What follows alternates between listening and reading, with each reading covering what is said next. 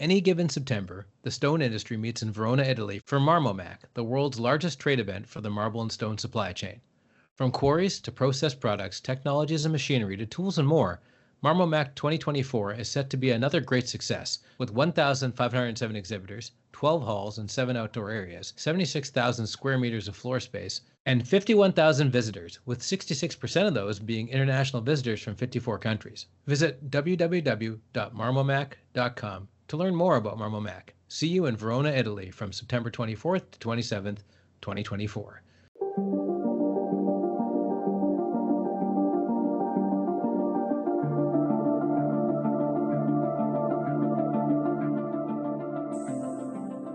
Hello, everyone. Welcome to a very special construction record. It's something I'm calling Vince-tober, a series of Vince-related podcasts. So now that I've spoiled everything, which kind of ties in what we're going to talk about, who's our special guest today? Hey, Warren. Vince Versace here, Director of News Media North America for ConstructConnect. Our longtime listeners and readers know me as former staff writer of the Daily Commercial News and Journal of Commerce. Joining you here when we created the construction record, one of the first voices on this podcast. And I don't know about Vincent. What it is September. Vince-tober. So it's Vince-tober movie is, but I'm kind of looking at this episode more like Warren and Vince go to the movies. And it's really... kind of we're just as we tenuously tie together stuff about construction for Halloween. We figured, well, back to school is happening. Kids learn by watching things on TV and the movies. Why not find the best construction movies and factual series and such, and talk about that in terms of construction? Well, exactly. And it doesn't take much. Anybody can just go to Google and, type in best construction movies, and you're going to get a lot of results, just like we did when we were doing the research for this fun pod, and some movies kind of show up on every list of all of them. We're not going to present to you one definitive list, dear listeners, but we'll talk about some of the movies that are kind of prevalent, the ones that we can actually speak to as well. And you're not going to hear us just trying to find words for 20 minutes. We'll talk about the ones that we like, that actually had, and why we like them from a construction perspective. And that's the whole thing. You rarely see construction as a central theme or topic in a construction movie, in a movie, I'd have to say. But you know what? When you start to think about it and you look at some of those lists online, there are beautiful buildings, beautiful architecture, beautiful things captured either in the background or central to certain scenes, Like you think about The Dark Knight, Batman. Oh, you know what I mean? Yeah, good point. The big fight scene between Joker and Batman. They have the hostages there. That's a building getting built, there in Chicago. And there it is in the background. And all that kind of rough texture and landscape gets incorporated into the movie, right? Darkman's another example of that, where they have a big fight at the top of these girders on unspecified city. And Darkman, as I said to you off air before this, is pure uncut Raimi. It's Sam Raimi when people gave him a bit of money, but not enough to overspend and make the usual Hollywood slop. It was like his own crazy nonsense, and it ends with this ridiculous and awesome fight on top of a unconstructed or just about to be constructed building. And of course it's implied that they're way the hell up there, like the 90th floor or whatever. And so I highly, if you enjoy the Spider-Man films that he did and other Raimi films, or more importantly the Evil Dead films, let's not beat around the bush here, Darkman is a lot of that in superhero form. Still one of the best superhero films ever made, and cheapest, probably true. Yeah. Well, two movies that showed up on almost each list that I looked up, and I think you saw the same, and both you and I have the same, even though we're a certain vintage as we are. There's some of these movies even predate us as far as when they were current and new. But the two that kind of came up, and it brought me back memories of my dad, who was in construction, who was a carpenter, was the Bridge on the River Kwai and The Great Escape. Those two movies showed up almost on every preeminent kind of best construction movie list. With The Great Escape, it's about based on a true story. It's real life events from the Second World War. Like there was an escape, 76 prisoners out of a planned 220 managed to break out of Stalag Luft the Third camp, and they basically tunneled their way out of it. So it's a tunneling movie, and it seems to have resonated when people talk about best construction movies. It shows up again and again. Sure, there's a lot of other action in the film, from what I remember as a kid, but it's about reinforcing the tunnel, digging out the tunnel. How do you move those people out? Getting the supplies and logistics. It's fairly interesting. Logistics and Nazis, and here we go. And evading Nazis while you're at it. Right. And the other one, the bridge on the River Kwai, same thing. Vague memories of it. I know the Mhm. importance of the movie. I Yeah. think just like you do too. It's like we understand how big it was, but it's basically once again another World War II film. Mhm. Where British POWs are captured by a Japanese unit, and they need to build a rail bridge over Mhm. the Kwai River in Thailand. And And it's all like any engineer, because my dad loves the movie and he's an engineer. okay, Any engineer understands I had to build this thing, I had to build it properly, and now I have to destroy it. And I'm very conflicted about this. So it's got that extra layer if you're an engineer, like, or at least going by the anecdotal evidence of my dad.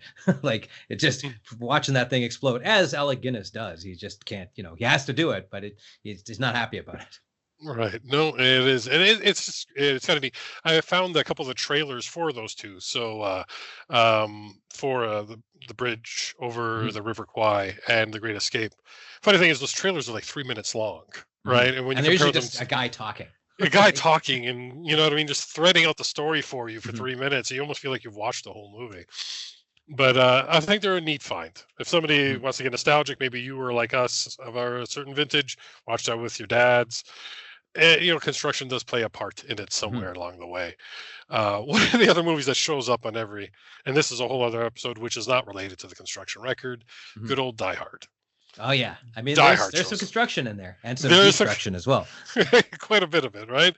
But well, just like the Dark Knight, like the Batman movie, Mhm. scenes taking place in unfinished floors, unfinished areas, right? And I'm not going to get us into the debate whether it's a Christmas No, movie or not. God no. I mean, I know what my opinion is, but I'm not going to Yes, say it. same here because we want to stay on point. Maybe Exactly. another day closer to Christmas we'll talk about that. Mhm. But there it is. There's a movie that has unfinished floors. There's construction elements in it. That's Mhm. kind of Mhm. interesting. But one that I showed up on one list and it jumped out at me because we actually had one of our freelancers, Ron Stang, Mhm. write a story about it 10 years ago. It was a movie called Locke, featuring Tom Hardy. Mhm. And basically, the story is about this construction foreman who's driving from Birmingham to London for the birth of his child. The whole movie takes place in the car, Mhm. and it's Hardy on the phone, and it's on the eve of the biggest construction pour in European history for a project that isn't a military installation or nuclear installation. Mhm. So it's about him working the phones. Obviously, he's exploring a lot. This is the eve of his child being born, the eve of the biggest construction project he's ever involved in. And whereas he's dealing with family calls, and the movie just takes place in him in the car driving and fielding calls and making Mhm. calls. And we've been to construction pours. We know what a big deal they are. Huge deal, right? And it was kind of neat to hear him trying to talk about it as because they're talking about road closures that are needed because there's going to be 225 Mhm. concrete trucks It's like that need truck to access ballet. the work Yeah. site. Yeah, it is. It's about the logistics and the ballet and Mhm. um, what type of concrete to use and what if concrete goes wrong. And he's telling his supervisor. I don't want to ruin the whole movie for you, but it's like he can't be there obviously because of the Mhm. birth of his child. Right. So he's trying to tell the people that he's dealing with, that they collaborate with, it's like, you can handle this job. You know how to do it. I left stuff up on the board.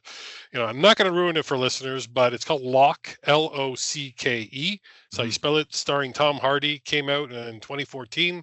We'll include a link to the story Yeah. that Ron Stang wrote. We'll put it in our show notes. So if you want to find that, you'll be able to read that and get a better feel. While, like, I think it's one of the better unheralded construction movies of the last while that actually has a, a real construction element driving the movie. Whereas when we talk about, some of these other ones, like construction's in the background or Mhm. it's taking place, right? It also And sounds like it's for several years ahead of time, a movie about the challenges of remote work, because he's doing yeah, everything we've gone, and everybody else, not even construction people, have gone through to get stuff done at a distance. right. Good point. I had never thought of it that I, way, but I you're just right. thought of it right now. So Yeah, yeah. because he's managing both sides of his life on that drive. Mhm. You know what I Mhm. mean? Trying to figure it out. So, once again, Locke, I really enjoyed that. It was quite good. And you and I actually talked about one of the other ones that showed up on Mhm. a lot of the other lists. Pardon me, the Mhm. Lego Movie. Yeah, to both of them, but the first one especially is all about building, and because I can't remember his name, Ewan or Owen or something. The everyman Lego guy is just kind of an everyday schmuck, and he eventually becomes a master builder. And master building is the whole thrust of the movie, right? Mhm. That, and maybe you should let your kid play with the Legos, you greedy parent. but Yeah. but besides that, the master building arc is kind of his whole deal of being able Right. to build, learning to build stuff, which is, ties into what kids are doing as they're watching the movie and playing with their own Lego. It's true. Being a dad of two kids that 4 years apart, watching one go through the early Lego phase, the big block Hmm. phase, to the Lego Hmm. phase, which is more intricate, and now having the second one entering the big block phase. The Duplo phase, or they even Yeah, the call that Duplo. anymore. Yeah, Duplos. And this episode is not brought to you by Lego or No, Duplo, by the no, way. but we're people of a So, certain age. We grew up with this stuff too. yeah, no, exactly. Yeah. Um, I'm fascinated to see how their brains work, because obviously they Mm. see a lot of building happening around them. You know what I mean? For what it's worth, I'm pretty handy too, so they see me Mm. doing stuff with my tools. But the beauty of that movie is the beauty that I see in my kids when they're Mm. building and learning how to build and Mm. learning balance and leverage, and pretty much they don't know, they're trying to figure out the fulcrum points on a bunch of Mm. stuff, and Yeah. how does this bridge stay up, and what do I do, right?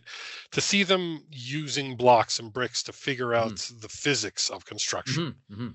and how to build, and is this safe?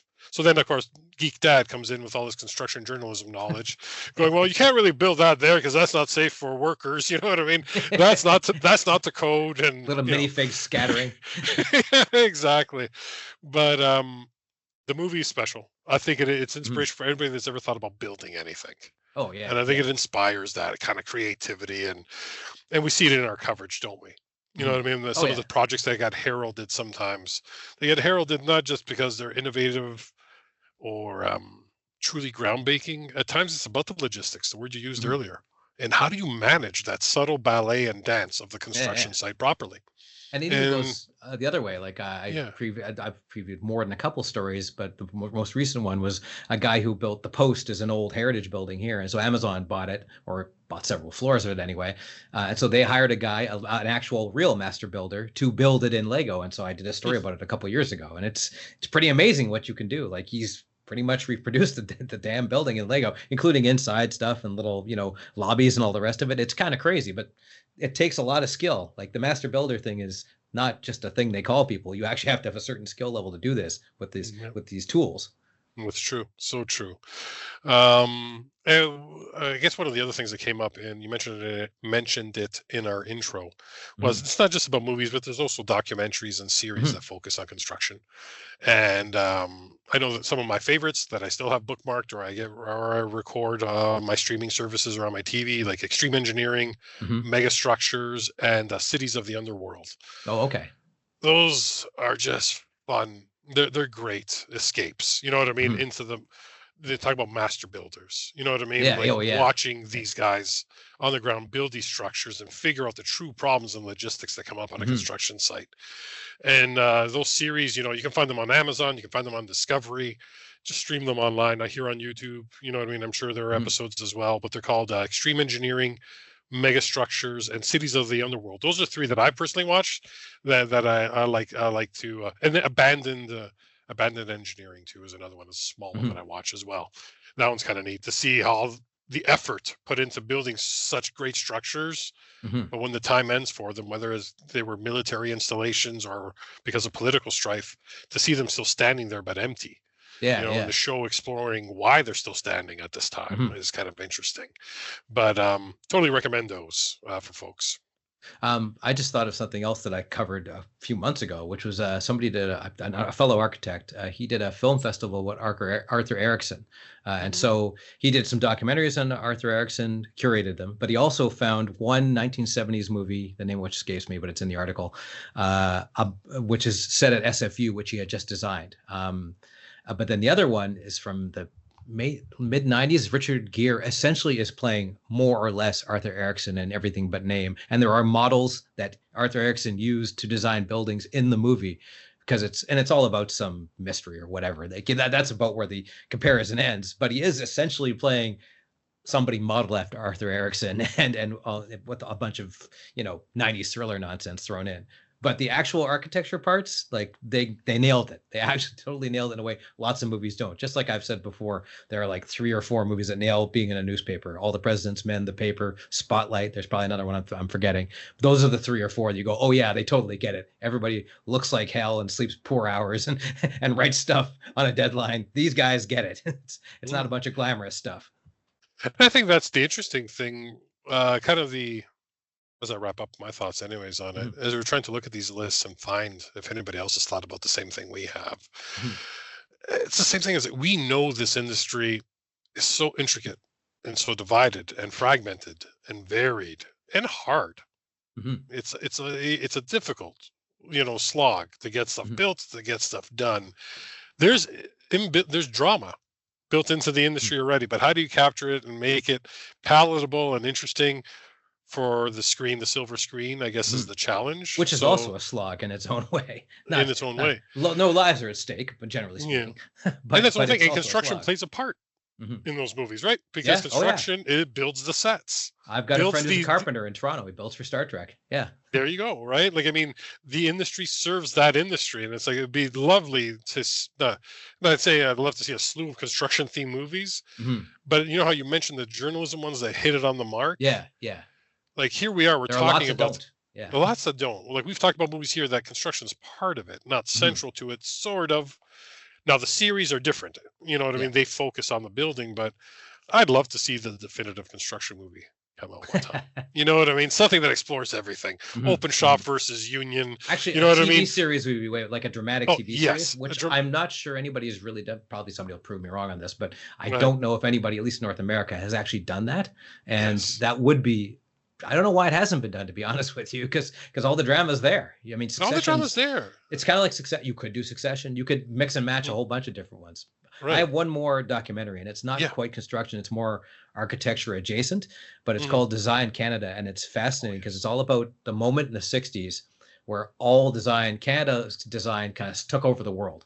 And it all started in the 50s with the redesign of our flag, which was a very contentious issue. And in a lot of ways, it was kind of like the greatest generation versus the boomers versus, the people looking at a more progressive design sense, because it was all very old and British and, time worn and traditional. Like, I'm not saying it's all bad, but that whole flag debate kickstarted, and Expo 67 kickstarted this revolution. If you look at the CN logo or the Expo 67 logo or any number of the Air Canada logo, all these different logos are about from that time or modifications thereof, right? So, and there's architecture as a part of that too. Expo 67 kind of kickstarted a whole architecture thing across Canada as well. So and Design Canada covers all of that. And I really had no idea about that until you pointed out and go, oh, all these things are absolutely right. I know that logo and that logo, the National Film Board logo, all these logos and all the other design sense that just completely changed. And it was Canada's kind of moment at the time. Yeah. You know what? You make me think of another episode we should do then. We've talked about construction as a central theme or something that's on the silver screen. I think we could probably delineate construction with architecture. Oh, yeah. I'm sure if we started to look for top movies that have architecture as a theme or prevalent in it. I think we got our next. I think so. Go to the movies so. We got to include the father of the Brady Bunch, who consistently wandered around with blueprints, never actually did anything, just came in and out of the house with those blueprints. Well, that's how I learned what an architect was. Actually, is the Brady Bunch of all things. Well, you know what, and I think that when we thought about this idea for the podcast. And it isn't me being fleeting when we talk about, or us being fleeting about the inspiring students and connecting with students about the potential of a life or career in this field of construction. I can easily point to my love as a kid, and you know this, even though we're Marvel versus DC. Yeah, well, that's the where do I get my initial idea about journalism or a reporter? It was my childhood love of Superman. Oh, of course, yes. It's like what's under his cape? Kent batteries? Yeah, like what is it? But it's like, he's a reporter. What does a reporter do?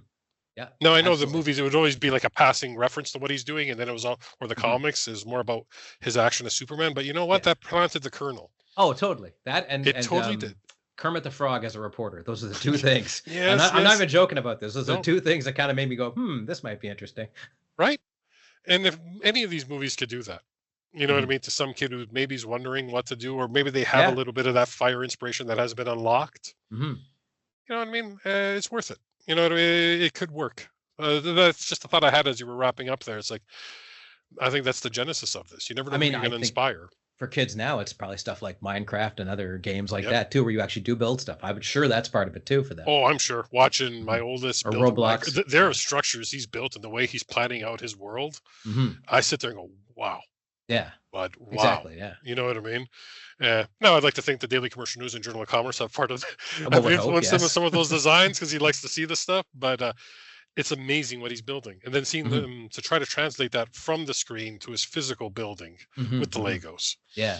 And then him trying to apply some of those skills to what I'm doing, whether it's with the deck, the yard, the garage, whatever it is, what I'm building. Like, it's kind of fascinating to see. So we hope, dear listeners, you know what I mean? We'll provide a full list of all the movies we talked about in the series in the show notes. If we can provide links, we will as well to either trailers. Yeah.